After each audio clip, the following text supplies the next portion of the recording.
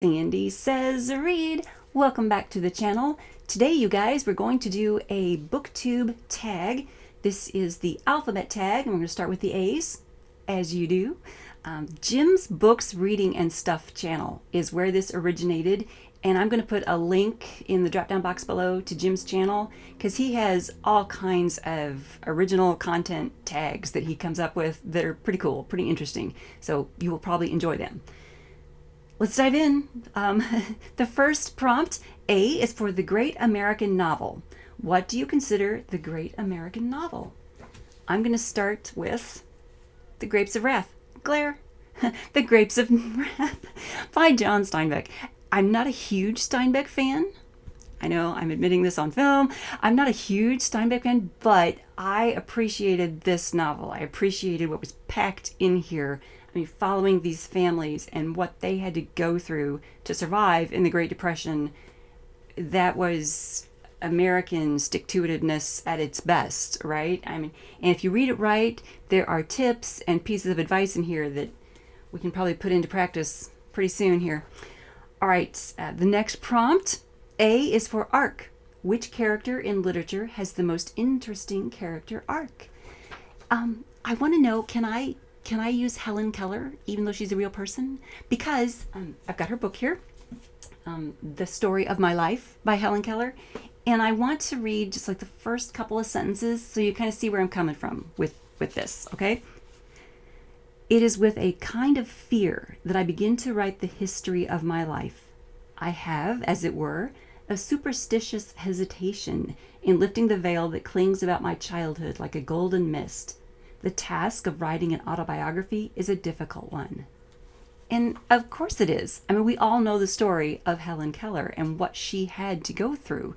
And I think she was 7, right, before Annie Sullivan got to her and was able to help her and basically break her out of a prison, really. I mean, she was a prisoner within herself because she could not communicate unless it was just grabbing at what she wanted or struggling to get what she wanted, right? And there's no way to survive. There's no way to live. But she came out of that, and she grew out of that and grew into this well-spoken, amazing, independent powerhouse of a woman that we can all look up to and all want to be like, right?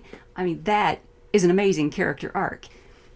Real human, though, so if I have to choose a literary character for the most interesting character arc, I would go with Kaylin Amnell from the Sword of Truth series by Terry Goodkind.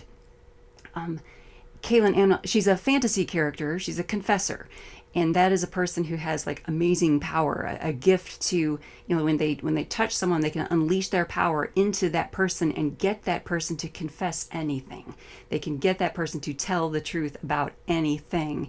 And that person is pretty much under their spell at that point and will do anything for that confessor. So she has this amazing power. She is a person of power, and she is mindful of the fact that she has that power when we first meet her. And because of that, she doesn't want any relationships with anyone. She doesn't want any friendships. She doesn't want anyone to get close to her. And so she has to go through an arc where she begins to accept friendships, and she begins to accept even love. And it's a great character arc to see in her, even throughout the series where she has moments where her power is taken from her. I mean, she still powers through that, and she's a great female character to get into. I recommend the series. I recommend reading about Kaylin Amnell. The main character, Richard Cypher, he goes through an arc as well. There's a point where he almost stagnates, I think, he gets to that point where he's good, he's powerful, and he's, in charge of things, and it's like he almost stagnates in his goodness. You can argue with me in the comments below. That's totally cool. I dig that. But I don't know, I kind of felt like he got to his goodness, and there he was. But Kaylin, she had that arc of flow and stuff. My opinion, there you go. All right. Next prompt, A, is for Australia. Who is an Australian author you've read and enjoyed? Marcus Zusak. He wrote The Book Thief. I think I read this one 2 or 3 years after everybody else did, but I loved it. I really enjoyed this book.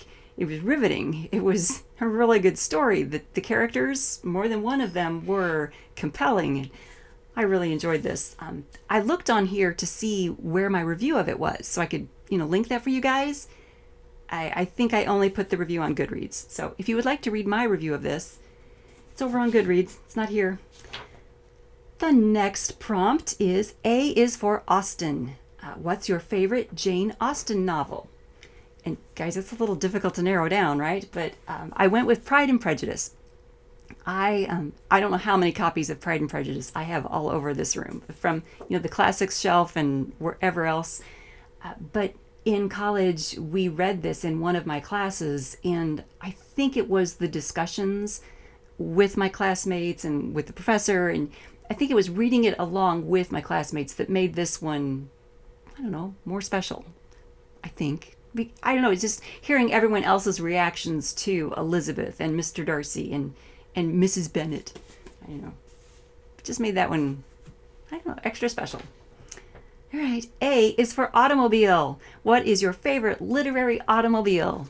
Well, you guys, I am an Ian Fleming fan, so the Aston Martin DB5 that James Bond drives, I'm a fan of that, especially, one that is pimped out by Q. Yes, that's a great automobile, but my favorite automobile, get the glare off of this for you, the motorcycle that Ralph the little mouse drives in The Mouse and the Motorcycle by Beverly Cleary.